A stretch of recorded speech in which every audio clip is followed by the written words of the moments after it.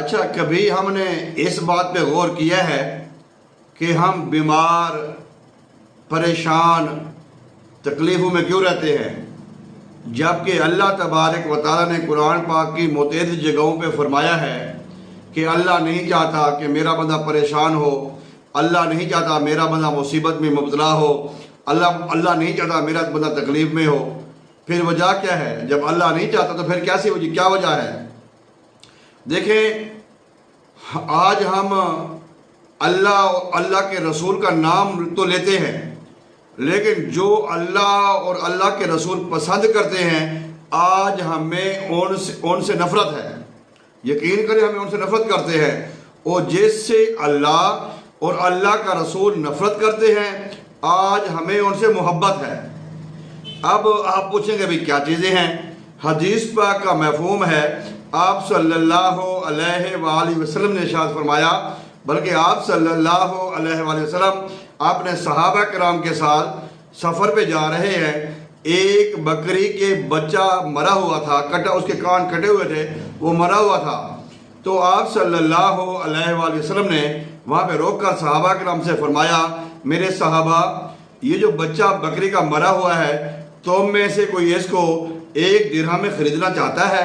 صحابہ کرام نے عرض کیا، یا رسول اللہ صلی اللہ علیہ وسلم، یہاں پہ تو کھڑا ہونا بہت مشکل ہے، سمیل آ رہی ہے، کان کٹے ہوئے ہیں، بچہ خود مرا ہوا ہے، یہاں پہ تو کھڑا ہونا مشکل ہے، آپ لینے کی بات کر رہے ہیں درہم دینار سے۔ تو آپ صلی اللہ علیہ وآلہ وسلم نے ارشاد فرمایا، اللہ کے نزدیک دنیا کی قیمت، دنیا کی حرص، دنیا کی لالچ، میرا مال میرا مال میرا مال، یہ بھی اللہ کے نزدیک اس سے بھی بدتر، ذلیل اور حقیر ہے۔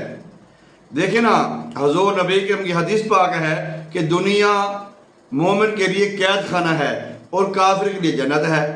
آج ہم مال کے پیچھے پڑے ہوئے ہیں، میرا مال میرا مال میرا مال۔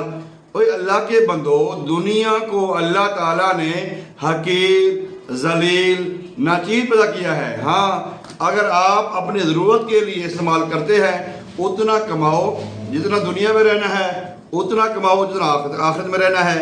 اب اس بات سے تو آپ کو اندازہ ہو ہی گیا ہوگا کہ ہم اللہ تعالیٰ کی ناپسند کو پسند کر رہے ہیں، اللہ تعالیٰ کی پسند کو ناپسند کر رہے ہیں، اور اللہ تعالیٰ کی ناپسند کو پسند کر رہے ہیں۔ حدیث پاک کا مفہوم ہے، اللہ تعالیٰ کمی پیشی معاف فرمائے، اے میرے بندے، جو میں کہتا ہوں وہ تو کر، پھر جو تو کہے گا وہ میں کروں گا۔ یا اس کے الفاظ ایسے ہیں، اللہ کمی پیشی معاف فرمائے، اے ابن آدم، ایک تیری چاہت ہے، ایک میری چاہت ہے، اگر تو وہ کرے گا جو میری چاہت ہے، پھر میں وہ دوں گا جو تیری چاہت ہے، اگر تو وہ نہیں کرے گا جو میری چاہت ہے، پھر میں تمہیں پریشان کر دوں گا اس میں جو تیری چاہت ہے۔ اب اس کو میں عام لفظوں میں سمجھاتا ہوں۔ اللہ تعالیٰ فرماتے ہیں، میرے بندے، جو میں کہتا ہوں وہ تو کر، پھر جو تو کہے گا وہ میں کروں گا، اگر تو نے وہ نہ کیا جو میں کہتا ہوں، پھر میں تمہیں تیرے کاموں میں رلا دوں گا، الجھا دوں گا، پریشان کر دوں گا، لیکن ہوگا وہی جو میں چاہوں گا۔ آج ہم بیمار ہیں، مصیبت میں پھنسے ہوئے ہیں، تکلیفوں میں ہیں۔ آج اگر بازاروں میں جائیں تو وہاں پہ بڑا رش ہے، ہسپتالوں میں جائیں تو وہاں پہ بڑا رش ہے، عدالتوں، تھانے، کچہریوں میں جائیں تو وہاں پہ بڑا رش ہے کہ ساری دنیا یہاں پہ آ چکی ہے۔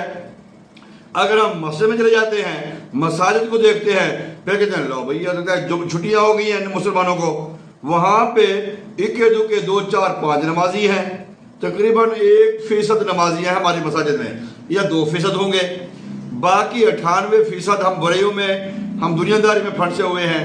پھر کہتے ہیں پریشان ہیں، پھر کہتے ہیں دکھی ہیں، پھر کہتے ہیں یار کوئی سمجھ نہیں آ رہی۔ بھائی سمجھ تو آئے گی۔ حدیث پاک کا مفہوم ہے، اللہ تبارک تعالیٰ فرماتے ہیں، اے ابن آدم، اے میرے اللہ، اے میرے بندے، تو میرا گھر آباد کر، میں تیرا گھر آباد کروں گا، تو میرے کام کر، میں تیرے کام کروں گا، تو میرا ذکر کر، میں تیرا ذکر کروں گا۔ اب نے اللہ کا گھر آباد کرنا چھوڑ دیا تو کیسے ہمارے گھر آباد ہوں گے؟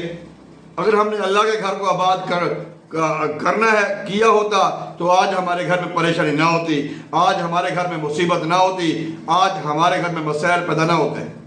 آج بھی وقت ہے، وہ معزز تھے زمانے میں مسلمان ہو کر، ہم خار ہو تار کے گناہ ہو کر ہم نے اللہ کو چھوڑ دیا، اللہ کے محبوب کو چھوڑ دیا، اللہ کا فرمان چھوڑ دیا، اللہ کے محبوب کا فرمان چھوڑ دیا۔ مصیبتیں، تکلیفیں، پریشانیاں ہمارے پاس ہیں۔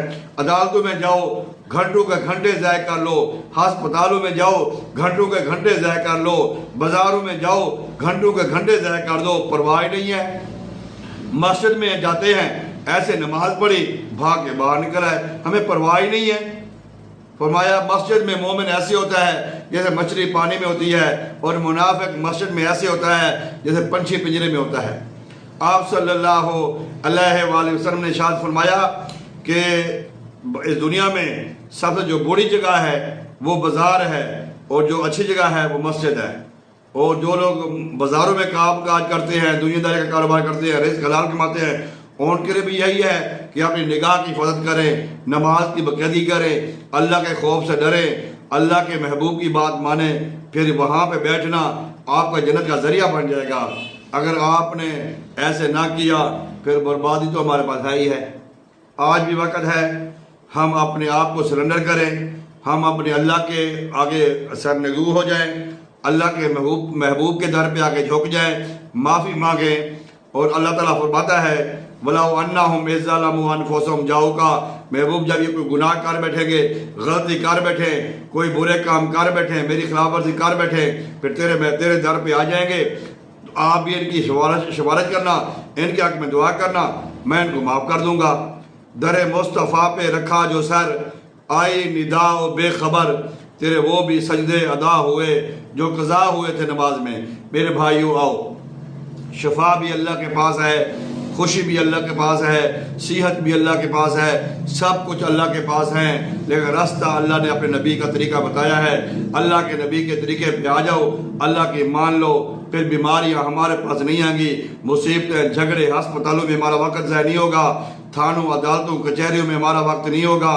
انشاءاللہ تعالی ہم سوئیں گے سکون کے ساتھ، اٹھیں گے یقین کے ساتھ، اور انشاءاللہ تعالی ہمیں بیماریاں، مصیبتیں اب کیا کوئی ہمیں گرائے گا، ہر خطرہ سے گلے لگائے گا، کیونکہ ہم نے خود کو گرا دیا ہے، وہاں گرنے والے جہاں پہ سنبھلتے ہیں۔